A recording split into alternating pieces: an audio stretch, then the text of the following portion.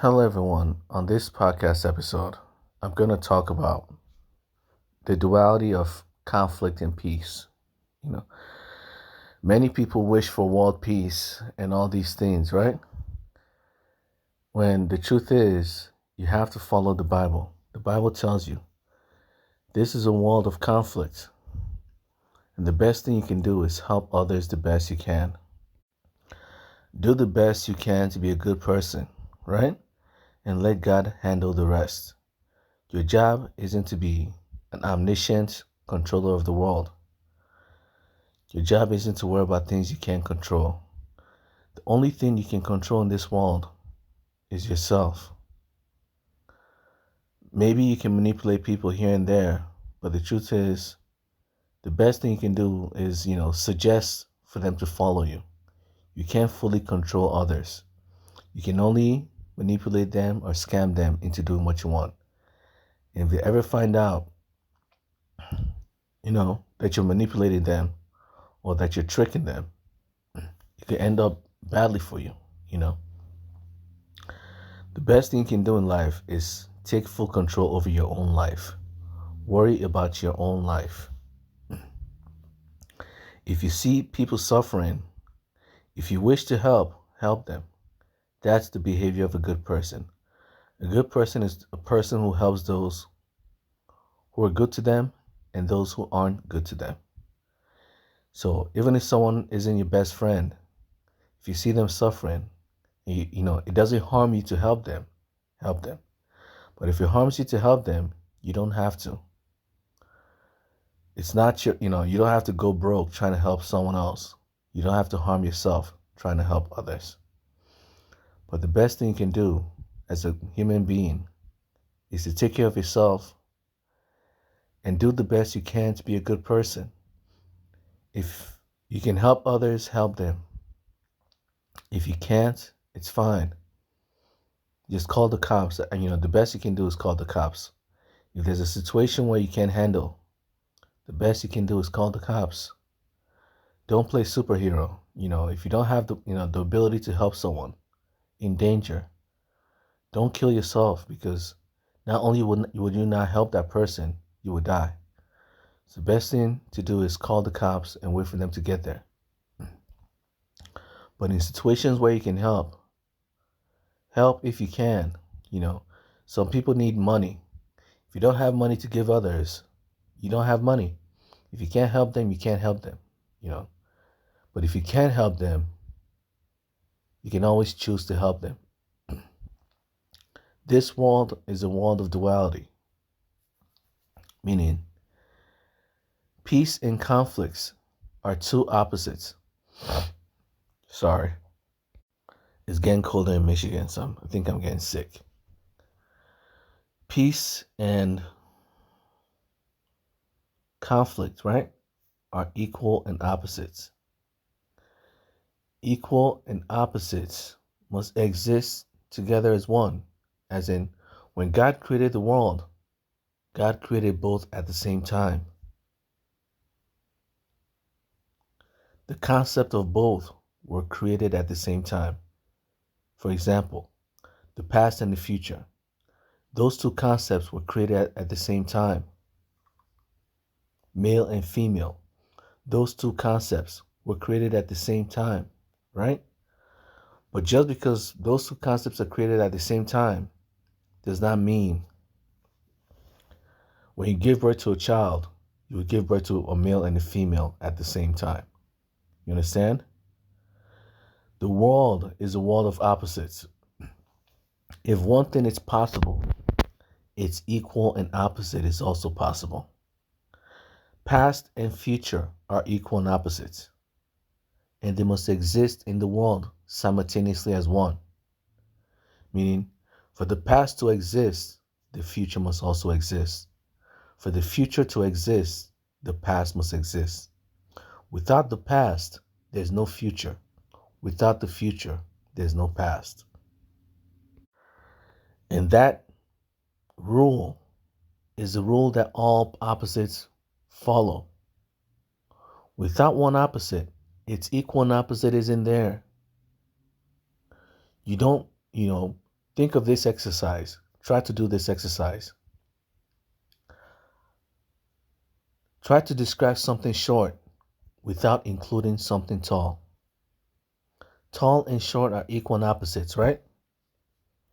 Try to try to describe something as short without using the word tall. It's very hard, isn't it? Try to describe the past without using the future. You'll find it very hard. Try to describe male without using female. You'll find it impossible, right? Try to describe movement without using non-movement. You'll also find it impossible. Do you know why? It's because all opposites must exist simultaneously as one. You can only move because non-movement exists. There's only the past because the future exists. Without the future, there's no such thing as a past. You can't describe the past without adding the future to it, without describing the future. You can't describe love without describing hatred. You can't describe male without describing female. You need a reference point. Because for male to exist, the reference point female, something that's not male, must exist. For the past to exist, something that's not the past must also exist. For something tall to exist, something that's not tall must also exist. And the thing that's not tall is short. The thing that isn't moving is non-movement. For you to describe movement, you must also describe non-movement. For movement to exist, non-movement must also exist. Without non-movement, there's no such thing as movement. When there's no movement and there's no non-movement, the whole world of physics disappears. Our world would disappear if they're not dual opposites governing it. Our world is a world of opposites. For something to move, something that doesn't move must exist. And that follows with conflict and peace. A world of conflict and a world of peace. These are opposites. Conflict and peace are opposites. For conflict to exist, for conflict to exist, peace must also exist. There's no such thing as a world of conflict if there's no peace in this world. And there's no such thing as peace if this world didn't have conflict. There's no such thing as good if evil didn't exist. There's no such thing as happiness if sorrow doesn't exist. We live in a world of opposites. There's no such thing as the left side of you if your right side doesn't exist. There's no such thing as inside of you if the outside world doesn't exist. Inside and outside are equal and opposites. For inside to exist, something that's not inside must also exist. Its equal and opposite must be there. Otherwise, there's no such thing as something on the inside. You can't be on the inside of something if there's no outside to begin with. You can't be on the outside of something if there's no inside to begin with.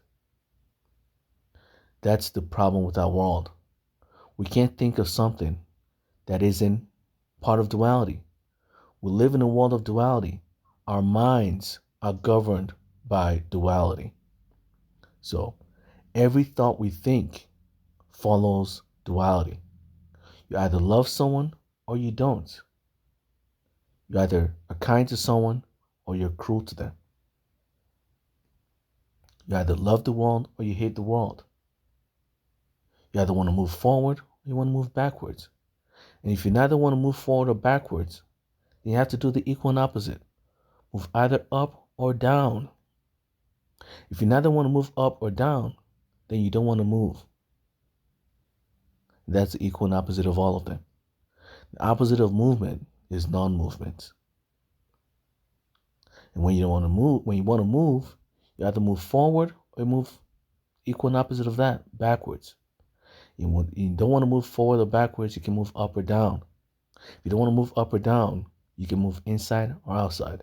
If you don't move at all, then non-movement exists. Our world is the opposite of opposite of opposites. You're either inside or outside. Then you're either neither inside nor outside. And then there are opposites of that, and then the opposites of that. It's just infinite opposites. For example, again, one and many are opposites, right? You're either one or you're many. For one to exist, many must also exist, or the concept of one isn't there. And the thing that creates many is one. When you add one to one, you have two. You add one to two, you have three. So on and so forth. And now you have many. But without many, there's no such thing as one, right? So one and many are what? Equal and opposites. And one and many are what? Categorized as something. There's one thing and there are many things, right? Then the equal and opposite of that, the equal and opposite of something is what? Nothing. You have one nothing or you have many nothings. The equal and opposite of something is nothing. And the world just goes on with opposites upon opposites upon opposites. It's the opposite of an opposite. When you add those two together, then you have the opposite of them. When you add all four together, you have the opposite of them. And you have all eight together, you have the opposite of them. And it just goes on infinitely. But human beings can only measure just like two or three opposites. For example, many and one, and then their equal and opposite is something and nothing, right? And then after that, it's hard to, understand what's opposite of something and nothing. What do you think is the opposite of something and nothing? I don't know, but it is something that's neither something nor nothing. I don't know what that is. I don't know what is opposite of something and nothing. It is neither something nor nothing. I have no way to describe that. But that thing exists in our world because we live in a world of opposites. Conflict and peace are opposites. For conflicts to exist in this world, the world must also have peace. So people who wish for the world to be a world of peace, right, do not understand conflict must exist for peace to exist. Without conflict, there's no such thing as peace. Without the past, there's no such thing as the future. So people who wish for world peace are not going to get what they want. You can't get what you want. Because the moment the world is peaceful, you realize if you follow the rules of duality, peace and conflicts create each other. The moment peace exists, conflict also exists. And that's the problem with humanity and the world. No matter how peaceful this world is, there will always be conflict within it. You can never make the world 100% peaceful. Because when the moment the world is 100% peaceful and there's no conflict, the world will unravel itself. The world will unravel. Because without conflict, there's no such thing as peace. Meaning, you can't go against the rules of the world. For you to experience a peaceful life, there must be conflict in this world. For you to experience love, hatred must exist in this world. For you to experience happiness, sadness must exist in this world. Depression must exist in this world. You have no control over it. Like human beings, we can't control gravity. The laws of gravity, the rules that govern how gravity works, the rules that govern how physics works are built in. Every time you grab a rock and toss it, it'll fall every time. You can't change the rules of the world. You can only abide by it. When God created this world, God created this world with rules. There's no such thing as a world without rules. Rules are the very foundation of a world. And when God created this world, He created this world to be a world of duality. That's why the Bible always warns you. Just try to make your life as peaceful as possible. You can't control others. Your job in this world isn't to create world peace. Your job in this world is to make your life as peaceful as possible. And if you have the capability, make the lives of everyone who wishes to follow you. If they don't wish to follow you, you can't force them to follow you. If you wish to help the lives of others become more peaceful, you have to allow them, the freedom to choose whether they want their lives to be peaceful or not.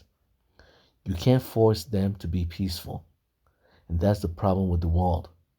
You can't force others to behave the way you want. No matter how much you yell and scream, there will always be people in this world who will disobey you, who will go against you.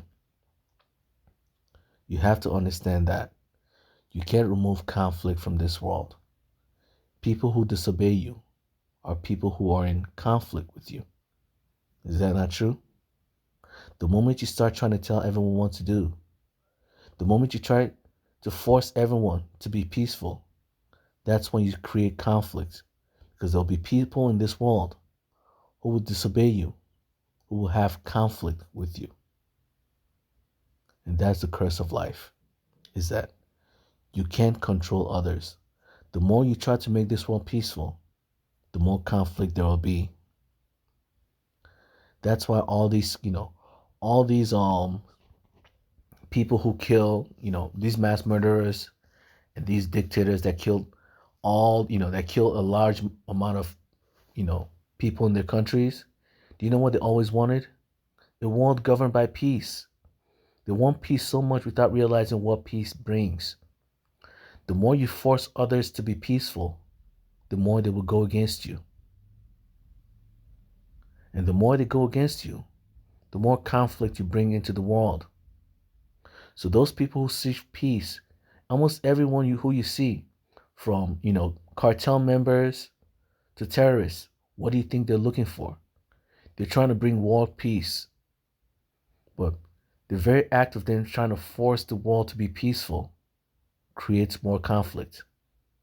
Because people will go against them. And when people go against them, guess what? They fight the people that go against them. Sometimes when the people go against you, they will go against you with violence. When they go against you with violence, you have to retaliate with what? Violence. That's the curse of world peace. The moment you try to force everyone to be peaceful, there will always be people who will be in conflict with you. And conflicts lead to wars. And wars lead to what? More conflicts. More deaths. Just like Hitler, he wanted Germany to be so peaceful that he started killing the Jews. He wanted world peace. But in order to achieve world peace, guess what he did? He created more conflict. In order to achieve peace, you create more conflict. Human beings cannot go against the rules of the world. The more you try to go against the rules of the world, the more you realize you can't change the rules of the world. The rules that God created, cannot be changed by human beings. You only follow the rules. And the rules is, conflict and peace are equal and opposites. For peace to exist, conflict must also exist. Meaning, you can never create world peace. Because the moment the world appears peaceful, you'll find that people will be in conflict with you. There'll be people who hate peace. Because it's not their version of peace. It's your version of a peaceful world. Everyone has their own version of a peaceful world. Some people like violence. In some people's eyes, a world filled with criminals is a peaceful world. So guess what? When they want to bring a peaceful world into reality, guess what? Many people will go against them. And the more they try to bring that peaceful world, the more conflict they'll create. Some people believe a peaceful world is a world governed by, you know, Christianity. And the more they try to force that mindset on people that everyone must be Christians, the more it creates conflicts. Because there are Muslims in this world, Buddhists, and all these other religions that don't like Christianity. So the more you try to force them to be Christian, you get the equal and opposite result. You create conflict instead. You create wars instead. If you truly want world peace, you must give people the option to be free. You must give people the option to choose to be with you or not with you. If you want world peace, try to make your life as peaceful as possible. That's the best you can do. And if people want to follow your behavior, let them follow it out of their own free will. Try to force people to be peaceful. Try to force the world into a world of peace will only do what? Create the equal and opposite. You will only end up creating more conflicts. You will end up becoming the serial killer. You will end up becoming the future Hitler. Why? Because people's definition of peace is different. Everyone has their own definition of what a peaceful life is. You can't force other people to be as peaceful as you want them to be. Some people think violence is peaceful, and some people stay away from violence. Some people think wars are peaceful. That's where they like. They want to be in a world filled with violence and wars. There's nothing you can do. The moment you try to force them to behave the way you want, that's when you create more conflicts in the world, more violence in the world. It's hard to achieve world peace because peace and conflict must exist. The world will always be filled with conflict because for the world to be peaceful, conflict must also exist. So, if you wish to create a world, a world filled with peace, you have to understand, I wanted to end the episode here, but there was something I wanted to talk about, a scenario about, if you're given the freedom to create world peace, right? Let me give you a scenario, right? Because people won't follow you. If you want to create a world filled with peace, people will not follow you. So in order to force people to follow you, you have to turn them into puppets. In order to create world peace, you must turn people into puppets. Because people's definition of world peace are different from your definition of world peace. You can't tell people what to do. So in order to tell people what to do and how to behave, you have to turn people into puppets. You must turn them into slaves who behave exactly the way you want them to behave. But don't you see the problem there? In order to create world peace, you have to turn people into slaves, into mental puppets. You create some sort of chip, implant it into their brain, or you create some sort of virus that hijacks their DNA and turn them into your puppets. Puppets you can kill at any point in time. Puppets you can reprogram to do whatever you want them to do. You can make them docile. You can make them Christians. You can make them Muslims. You can make them Buddhists, Taoists. You can do whatever you want. You can even make them atheists. But the problem is, the world will be peaceful for you, right? Because you've turned everyone into exactly what you want them to be. Your puppets. So the world will be peaceful for you because the world is exactly the way you want it to be. But the equal and opposite is now true. The world will be a nightmare for the people you've turned into puppets. They will have no control over their desires. They will have no control over their religion. They will have no control over how they want to live their lives. You will have full control over everything about them. How unfair is that to them? From your perspective, the world will not be in peace. But from their perspective, it's the equal and opposite. Now they're living in a world of nightmares, a peaceful nightmare. They can't get into arguments with others, even when they want to. Yes, they can't get into arguments with others even when they want to. But now their thoughts are under your control. You can now read their minds. You can now have full control over their minds. Isn't that unfair to them?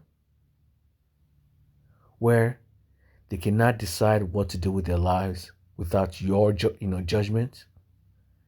They cannot decide to move out of a relationship because it may create more conflict in the world.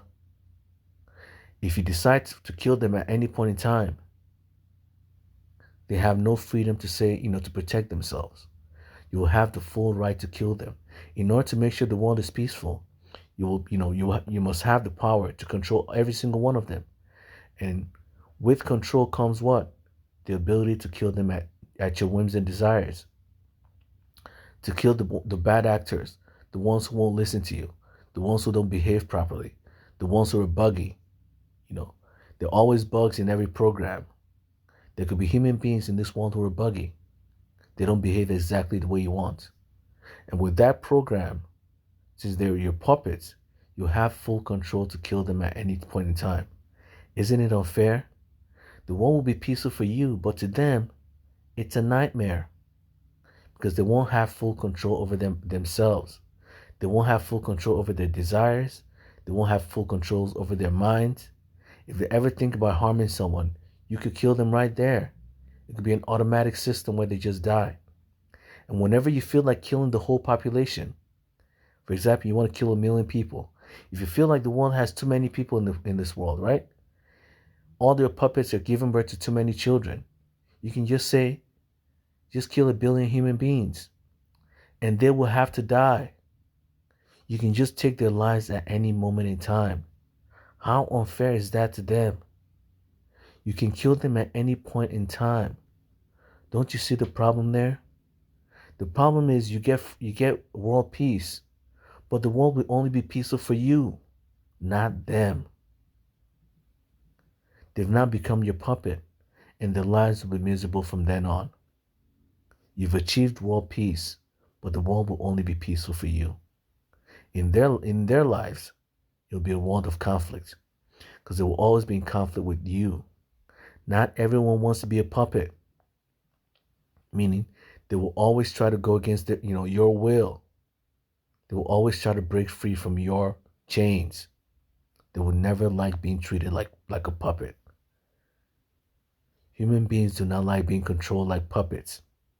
So in order to achieve in order to achieve world peace, you have to turn people into puppets, because you cannot achieve world peace without doing it. And the moment you turn people into puppets, the world will only be peaceful for you. Their lives will be ruined. You'd have ruined the lives of everyone around you. The whole population of humanity, you would have ruined their lives. They will not become puppets of your regime. You'll become the slave owner, and they'll become your slaves. So the world will be peaceful for you, but the world will be a nightmare for them. Their lives will be ruined by your own two hands.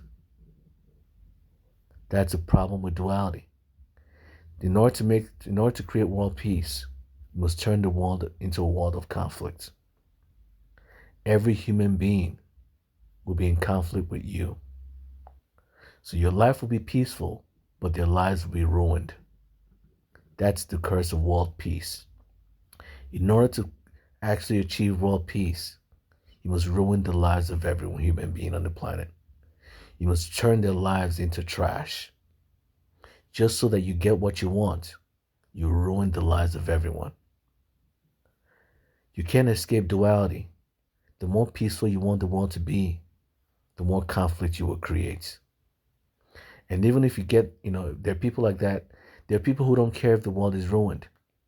As long as they get to achieve world peace, their version of world peace, who cares, right? So if you're that person who doesn't care if the whole world is ruined, if everyone becomes your slave, you actually want everyone to be your slave, right? Well, guess what happens? You can only live for so long. After you die, what do you think will happen? Your children will take, your position of power. Your children will now become the new puppeteers, the new slave masters, right? And everyone is not the slave. What if you give birth to children who aren't that smart, who aren't that logical, who are foolish in behavior? The first generation of your children may not behave that badly, right? But as time goes on, it's only a matter of time before you end up giving birth to a grandchild or a great grandchild, right? Who behaves like a fool. And if that person gets power and then lets everybody free, or gives, someone who's a snake, he marries someone, he or she, your grandchild or your child or your great grandchild, marries someone and then lets them, and give them power to control the rest of the population. What do you think happens? If that person ever decides to kill your children using that power, everything is over. Now somebody else will have power over your own children. They'll use the power your children give them to ruin your children's lives, and they'll turn your children into puppets. This is the curse of power, is that you can only be in power for so long. What about your children? What about your grandchildren? What about your great-grandchildren? What if they decided they love someone so much, they want that person to take control over, over your kingdom? What if they want someone that, they love someone so much, they want that person to be the new slave master? They don't think they can handle the job. Everyone you give birth to has their own personality. Some of these children may not like your desire of world peace. They may think you're creating a nightmare instead, and they'll let everybody go free. That's the curse. You will only have one peace for your generation. The moment you die, your children may have a different idea of what world peace is, and they will ruin everything you did. After you die, everything you've done will be ruined by the hands of your own children. And if your children do not do it, your grandchildren will. If your grandchildren do not do it, your great-grandchildren will. Sooner or later, you will give birth to children who will go against you and will set everybody free again. Now, we'll be back into the same nightmare we started with. That's the curse of life. The world must maintain duality. You can't go against the rules of duality. Peace and conflict are equal and opposites, and they must exist together in this world. No matter how peaceful you want the world to be, the more you try to make the world peaceful, the more conflicts you create. That's why all these dictators end up, killing so many people. They keep killing the people that go against them. The more people you kill that go against you, the more conflicts you create. They want world peace so badly that they start killing people for it, creating the equal and opposite result, creating more conflict. Why do you think there's so many wars in this world? Everybody's searching for world peace. And in order to get world peace, they're doing what? Creating more conflict. The reason why this world is filled with so much conflict, the reason why so many countries are, going against each other, is because there are too many people who wish for world peace. And they're trying so hard to get it by creating more conflict. That's the curse of world peace. You can never make the world 100% peaceful, because the moment the whole world is peaceful, conflict will arise. There will always be a duality of conflict and peace, because there's no such thing as peace without conflict. You have to understand, the Bible warns you, just do the best you can to make your life as peaceful as possible. That's all you can. And be kind to others. Even if you can't turn them into puppets, just be kind to them. Those who wish for peace will seek peace on their own. Those who wish for peace will seek peace on their own. Be the example that they should follow. If your life is peaceful, they will try to be like you. If you can make your country peaceful, the other countries will try to be like yours. That's how you bring world peace into the world, by making yourself the example for everyone to follow. Trying to force everyone to be peaceful will only create more conflicts. You will end up starting to kill people. In order to enforce your laws, you start to kill the people who disobey your laws. And there will always be people who will be in conflict with every single law you create. The moment you start going towards world peace, you'll find out somebody else has a different idea of what world peace is. And they will be in conflict with your version of world peace. And the moment they're in conflict with your version of world peace, they may try to kill you and will create even more conflict in the world. We live in a world of duality. You have to understand peace and conflict are equal and opposites. Be as kind as possible to others. Be as kind as possible to yourself. Seek peace for yourself, because that's the only person that can truly be peaceful, you. Trying to force others to be as peaceful as you will only create more conflicts. So that's it for today's podcast episode. I pray for everyone's safety and understanding. Amen.